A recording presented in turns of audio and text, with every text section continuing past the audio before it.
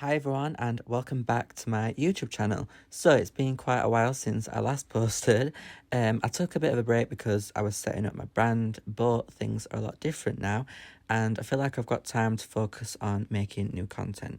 So in this video I created a short doll slash cat eye set on my sister, so stay tuned for the mapping as well as some tips and tricks along the way. So I'm going to start off by placing the pads and tape. I'll leave links to all the products I used in the description box. I used some from different companies and I used some from my own, but I also managed to get some exclusive discount codes as well, so I will leave them down below. For prep, I'm using the Lash primer. I love this product so much. I literally rely on this product for every client. I use it on every single person and it basically dries out the natural lashes and removes any oils. So when you place extensions, they're going to stick a lot easier and it helps massively with retention. Like if people come to you and they've got like mascara residue, like that leaves oils and stuff behind. It's just so hard, but a product like this is really good because it just swipes it all away. And I just apply this with a disposable micro brush. And then for glue, I'm using the Skull of Lash Dream Glue. I've been using this for 2 years, I think, and I've literally never had an issue with it. Like, my clients' lashes always last. I think the drying time is 1 to 2 seconds, which is just perfect for me because it does take quite a long time when I'm lashing. Finally, for lashes, I'm using my normal fanning 0.03 cc curls in the lengths 9 to 13mm. 0.03 is my go-to. I just love how fluffy they are and you can tailor them to each client's eye so easily. And then I just place the strips onto my lash tile. I don't actually sell these tiles. I think I bought like 10 of them from a garden centre. For fans, I love a curved tweezer for the pinching technique, and then I use a straight tweezer for isolation. I never change my isolation tweezer style, but for fans, I switch it up every so often. Some of my other favourites are volume 1 and angled, but curved is definitely my go-to.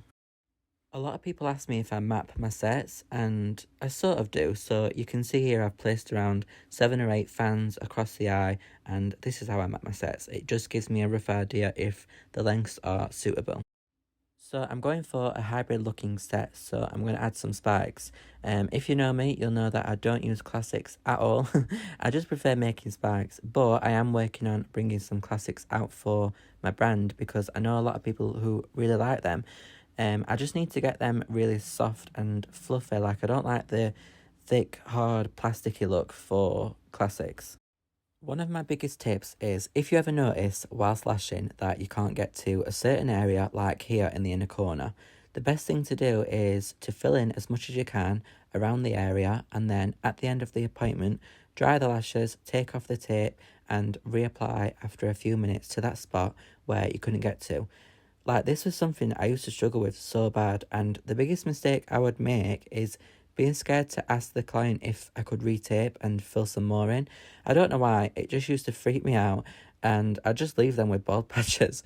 But just remember, your client wants the best lashes you can possibly do, and if they're willing to sit for a few hours for a set, then they're going to be alright with waiting 10 minutes more whilst you retape.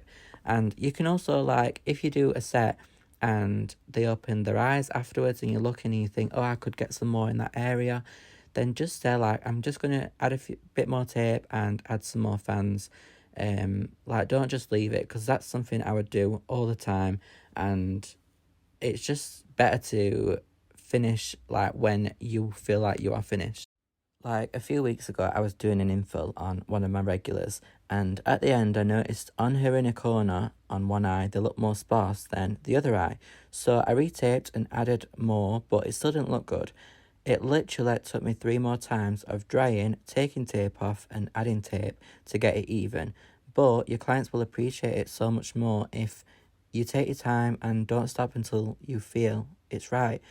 I know it's hard when you're bound by appointment times, especially if you have another client right after, but that's why I always book out an extra 20 minutes per client, just in case something like this happens, and if it doesn't, then at least I can get a break before my next client. So we're coming to the end of the set, and I ended up removing some spikes because they were too noticeable and it just looked better after they were removed. But I do this quite a lot. Like, if you see a certain lash isn't sitting right, whether it's because of the position or it's tilting to one side more than the others, then just remove it and add another one. It'll save you so much time in the long run. Then I dry them with my lash fan, or as all my regulars call it, the leaf blower. But I love these fans, they're so powerful and they help massively with people's eyes stinging afterwards.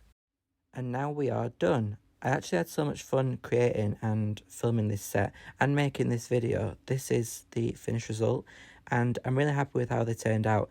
I didn't want to add too much volume, so I'm glad I added the spikes throughout the set. Like, I love volume so much, but sometimes it's nice to try different styles, and I think this style is one of my favourites. Let me know what kind of content you want me to cover in the future, and I'll definitely consider it, whether it's another Lash with me video like this or something different. I want to make my future videos a bit longer, but still chilled and easy to watch. But if you enjoyed this video, don't forget to like and subscribe to my channel. All my socials will be linked below, and thank you for watching, and I hope to see you in the next video.